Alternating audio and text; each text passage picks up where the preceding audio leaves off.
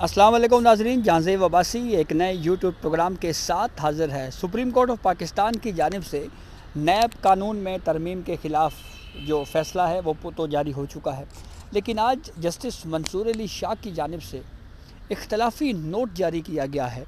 इस फ़ैसले में बहुत इंटरेस्टिंग है वो इख्तलाफी नोट, उस पर कौन कौन से अहम पॉइंट्स जिसके ऊपर बात की गई है उसके ऊपर डिस्कशन करेंगे। लेकिन एक इसके अलावा भी डेवलपमेंट ये है कि इस केस जो नैब कानून के हवाले से जो फ़ैसला दिया गया है, जिसमें नैब तरमीम को 2 जजेस की अक्सरियत ने कलअदम करार दिया था, उस फ़ैसले के ख़िलाफ़ वफाकी हुकूमत ने न सिर्फ इंट्रा कोर्ट अपील दायर कर ली है, बल्कि उस इंट्रा कोर्ट अपील के ऊपर 5 रुकनी बेंच भी बन चुका है जो चीफ़ जस्टिस काजी फ़ाइज़ ईसा की सरबराही में है। और ये 5 रुकनी बेंच में जो मौजूद जजेस हैं उनमें अक्सरियत यानी तमाम जजेस ही वो हैं जो पार्लियामेंट की बालादस्ती के ऊपर यकीन रखते हैं। थोड़ा सा इस जजमेंट के कंटेंट आपसे शेयर करते हैं कि जस्टिस मंसूर अली शाह ने किन किन इश्यूज़ के ऊपर इख्तलाफ किया है। तो जनाब, एक तो जस्टिस मंसूर अली शाह ने 27 सफ़ात पर मुश्तमिल ये इख्तलाफी नोट तहरीर किया है, जिसमें साबिक़ चीफ़ जस्टिस उमर अता बंदयाल और जस्टिस एजाजुल एहसन से इख्तलाफ किया है। ये 2 जजेस साबिक़ चीफ़ जस्टिस उमर अता बंदयाल और जस्टिस एजाजुल एहसन ने नैब तरमीम को कलअदम करार दिया था, जबकि जस्टिस मंसूर अली शाह ने अक्सरियत से इख्तलाफ किया है। तो जस्टिस मंसूर अली शाह अपने इख्तलाफी नोट में ये लिखते हैं कि अदलिया कानून साजी का उस वक्त जायज़ा ले सकती है जब वो बुनियादी इंसानी हकूक़ से मुतसादिम हो। फिर उसके बाद इस इख्तलाफी नोट में ये भी कहा गया कि कानून साज़ों के मफाद को सामने रख कर कानून साजी को जांचना ये पार्लियामेंट और जमहूरियत को नीचा दिखाने के मुतरादिफ है, और पार्लियामेंट की बालादस्ती को तस्लीम करते हुए, पार्लियामेंट की कॉम्पिटेंसी को तस्लीम करते हुए जस्टिस मंसूर अली शाह आगे मज़ीद अपने इख्तलाफी नोट में कहते हैं कि हर इदारे को दूसरे इदारे का एहतराम करना चाहिए। जमहूरियत की बका के लिए बाहमी बर्दाश्त और तहम्मुल लाजिम है। अवामी वोटों से मुंतखब पार्लियामेंट ने नैब कानून में तरमीम की। चेयरमैन PTI ने नैब तरमीम की मुखालफत या हिमायत के बजाय उसे अदालत में चैलेंज कर दिया, और साबिक़ चीफ़ जस्टिस उमर अता बंदयाल और जस्टिस एजाजुल एहसन के नैब तरमीम को कलअदम करार देने के फ़ैसले से मैं मुत्तफ़िक़ नहीं हूँ या मैं इत्तेफाक नहीं करता।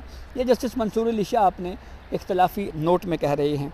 जस्टिस मंसूर अली शाह ने अपने इख्तलाफी नोट में मज़ीद कहा कि नैब कानून में की गई तरमीम खालिसतन एग्जेक्टिव का मामला है, अदलिया इसमें इंटरवीन नहीं कर सकती, अदलिया इस इशू में मुदाखलत का इख्तियार ही नहीं रखती। और फिर जस्टिस मंसूर अली शाह ने अपने इख्तलाफी नोट में ये भी कहा कि अक्सरियती फ़ैसला पब्लिक सर्वेंट की दुरुस्त तारीफ़ करने में नाकाम रहा।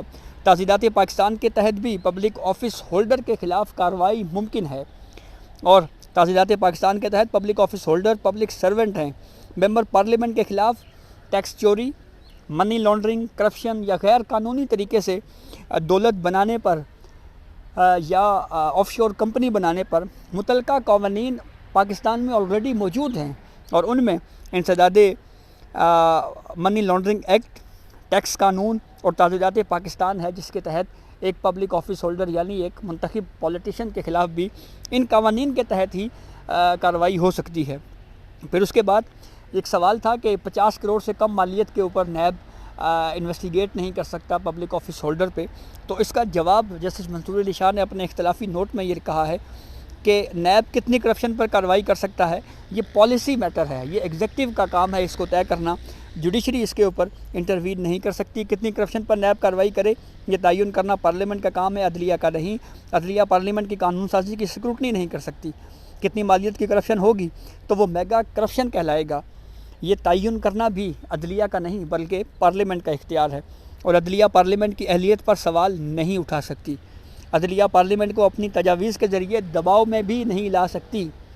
जस्टिस मंसूर अली शाह ने इख्तलाफी नोट में मज़ीद कहा कि पार्लियामेंट का काम कानून बनाना है, मुंतखब हुकूमत का काम पार्लियामेंट के कानून पर अमल दरामद करना है, अदलिया का काम पार्लियामेंट के बनाए कानून की तशरीह करना है।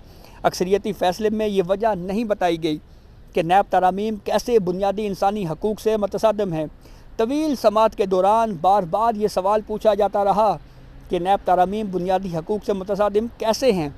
अदालत के इस सवाल का चेयरमैन PTI के वकील के पास कोई जवाब ना था, वो जवाब देने में नाकाम रहे। اور آئین پاکستان نے ایک سیاستدان کے احتساب کا طریقہ کار طے کر رکھا ہے، اور ایک منتخب پولیٹیشین کا احتساب کیسے ہوتا ہے۔ جسٹس منصور علی شاہ اختلافی نوٹ میں کہتے ہیں کہ منتخب سیاستدان کا آئینی طریقہ کار سے احتساب صرف بذریعہ ووٹ ہے، یعنی اگلی دفعہ آپ اس کو ووٹ ہی نہ دیں۔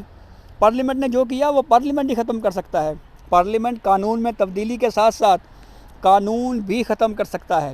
پارلیمنٹ کو یہ اختیار بھی حاصل ہے کہ وہ پورا نیب قانون ہی ختم کر دے۔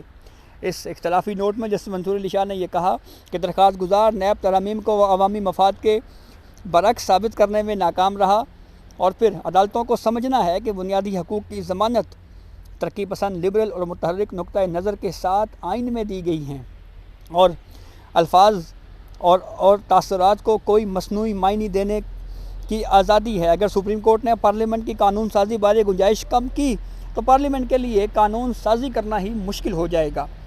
اور chairman P T I NAB قانون کو سپریم کورٹ میں چیلنج کرنے کے حقدار ہی نہیں تھے۔ نیب ترامیم کے خلاف کیس کی 50 سے زائد سماعتیں ہوئیں۔ دوران سماعت یہ سوال بھی پوچھا گیا کہ ججز اور فوج کو نیب قانون سے استثناء کیوں ہے، اور جواب دیا گیا، ایک عدالتی فیصلے کا حوالہ دیا گیا کہ فوج آرم فورسز کے خلاف کارروائی کے لیے آرمی ایکٹ میں اس کا پروسیجر ہے، ججز کے خلاف کارروائی کے لیے سپریم جوڈیشل کونسل کا فورم ہے۔ تو جیسے منصور علی شاہ یہ کہتے ہیں کہ ریٹائرمنٹ کے بعد نیب لاء کا اطلاق جو ہے ان کے اوپر اسی طرح ہوتا ہے جس طرح سے پبلک آفس ہولڈر کے اوپر نیب قانون کا اطلاق ہوتا ہے۔ یہ 27 صفحات پر مشتمل جو اختلافی نوٹ جسٹس منصور علی شاہ کا، اس کے ہم نے کچھ کنٹینٹ آپ کے سامنے رکھے۔ بہت اہم نوٹ ہے، اور بالخصوص اس کا یہ پورشن کہ جس میں ریٹائرمنٹ کے بعد اعلیٰ عدلیہ کے ججز اور جوڈیشری اور آرم فورسز کے خلاف پروسیڈنگ کا معاملہ، اگر یہ اکثریتی فیصلہ میں تبدیل ہو گیا تو اس سے نہ جانے اور کون کون بے نقاب ہوگا، کس کس کے نام آئیں گے۔ یہ بہت اہم معاملہ ہے۔ بہرحال پارلیمنٹ کی بالادستی کو اس سے پہلے پریکٹس اینڈ پروسیجر قانون میں بھی تسلیم کیا گیا، اور اب کی بات جو ہمارے چیف جسٹس قاضی فائز عیسیٰ ہیں وہ پارلیمنٹ کی بالادستی پر یقین رکھتے ہیں، اسی لیے انہوں نے پریکٹس اینڈ پروسیجر قانون کو بھی درست قرار دیا، اور یہ کہا کہ پارلیمنٹ قانون بنانے کے لیے اہل ہے، پارلیمنٹ بالادست ہے، وہ قانون بنا سکتی ہے۔ تو اب یہ دوسرا قانون جو املتا بندیال نے جس کو سٹرائک ڈاؤن کیا تھا، ان کا ایک اسپیشل مائنڈ سیٹ تھا، ایک خصوصی نقطۂ نظر کے تحت وہ پارلیمنٹ کے بنائے ہوئے قوانین کو کالعدم قرار دیتے رہے ہیں، لیکن اب کی بار ہمیں صورتحال بالکل مختلف نظر آ رہی ہے۔ پریکٹس اینڈ پروسیجر کو ہی سامنے رکھ لیں، سپریم کورٹ نے اس قانون میں پارلیمنٹ کی بالادستی کو تسلیم کیا ہے، اور یہ کہا ہے کہ پارلیمنٹ کمپیٹنٹ ہے قانون بنانے میں۔ اب انٹرا کورٹ اپیل پر چیف جسٹس قاضی فائز عیسیٰ کی سربراہی میں 5 رکنی بینچ اس کیس پر سماعت کرے گا، اور نیب قانون کو ممکنہ طور کے اوپر یہ کہا جا سکتا ہے کہ اس کو بحال کر دیا جائے گا۔ لیکن جو یہ پورشن میں نے آپ کو بتایا جسٹس منصور علی شاہ کا، جس میں وہ یہ کہتے ہیں کہ ریٹائرمنٹ کے بعد آرم فورسز اور ریٹائرڈ ججز سپیریئر جوڈیشری کے، ان کے اوپر بھی اس کا اطلاق ہوتا ہے۔ اگر انٹرا کورٹ اپیل میں یہ پورشن میجورٹی ججمنٹ بن گیا تو یہ صورتحال پھر بڑی دلچسپ ہوگی۔ تو یہ اب تک کی اپڈیٹ تھی جس سے ہم نے آپ کو آگاہ کیا۔ بہت شکریہ۔